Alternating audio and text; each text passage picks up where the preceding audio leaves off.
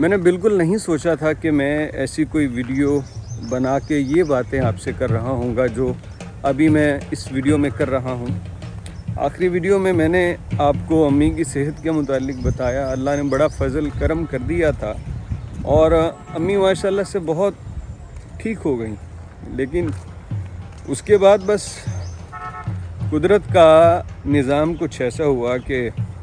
امی نے نیا گھر بنا لیا، اور وہ یہاں پہ،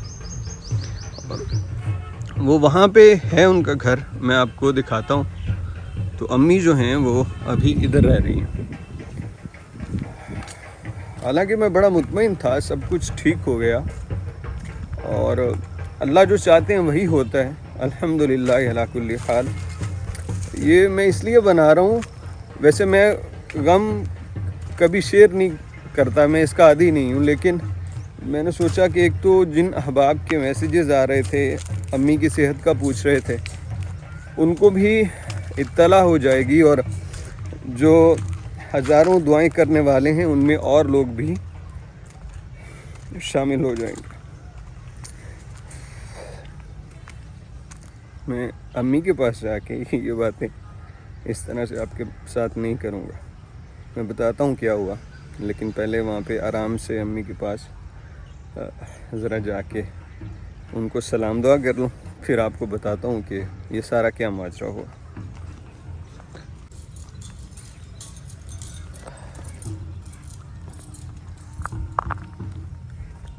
السلام علیکم یا امی، اللہ یغفر ذنوبک، اللہ یرضی علیک، اللہ یخلیک، رب ارحمہما کما ربیانی صغیرا۔ ہاں جی ماں جی، کی حال ہے؟ سب ٹھیک؟ مجھے خوشی ہے، الحمدللہ، میں اللہ کا شکر ادا کرتا ہوں کہ میری امی اس دنیا سے بہت اچھے گھر میں پہنچ گئیں، ساری تکالیف، ساری مشکلات ختم ہو گئیں الحمدللہ۔ تو میں اپنی امی کے لیے اب بڑا مطمئن ہوں، خوش ہوں کہ اللہ رب العزت نے وہ جنت جس کا وعدہ کیا ہے، انشاءاللہ ان کی قبر وہ جنت کے باغوں میں سے ایک باغ بن چکی ہے، اور میں اس لیے مطمئن ہوں کہ میری امی اب دنیا سے اچھی حالت میں ہیں۔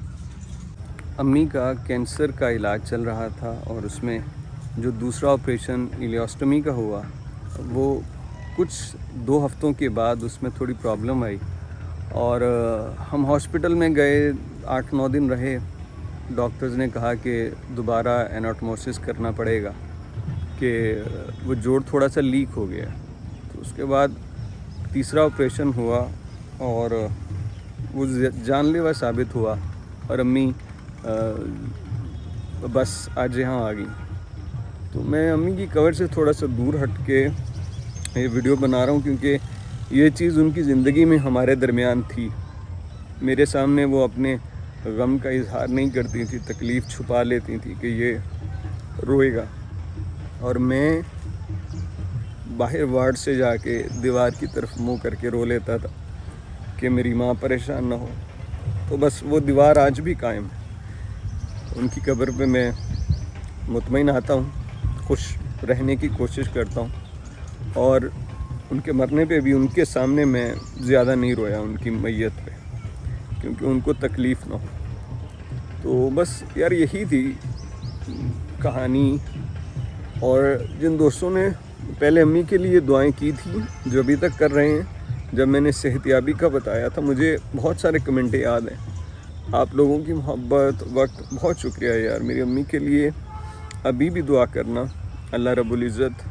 ان کی بخشش فرمائے۔ مجھے لوگ کہتے ہیں کہ آپ کا گھر خالی ہو گیا، تو میں کہتا ہوں کہ گھر خالی ہو جاتا تو اچھی بات، ٹھیک تھا، لیکن مجھے تو یوں لگتا ہے کہ جیسے کسی نے سارا کچھ میرا چھین لیا ہو، سمیت میرے بیوی بچے اور گھر کا سامان سب، اور مجھے کسی نے پکڑ کے سڑک پہ کھڑا کر دیا ہے، اور میرے پاس کچھ نہیں بچا۔ تو میرے ساتھ تو یہ صورتحال ہے۔ تو میں نے کہا یہ میں آپ کو بتا دوں تاکہ آپ کو پتہ چل جائے کہ امی جی ایک بہتر دنیا میں پہنچ چکی ہیں، اللہ کی مہمان بن چکی ہیں، اور اللہ رب العزت اللہ جل شانہ اپنی شان کے شایان ان کے ساتھ معاملہ فرمائیں گے، کیونکہ امی بڑی سخی خاتون تھی اور دنیا سے، لوگوں سے،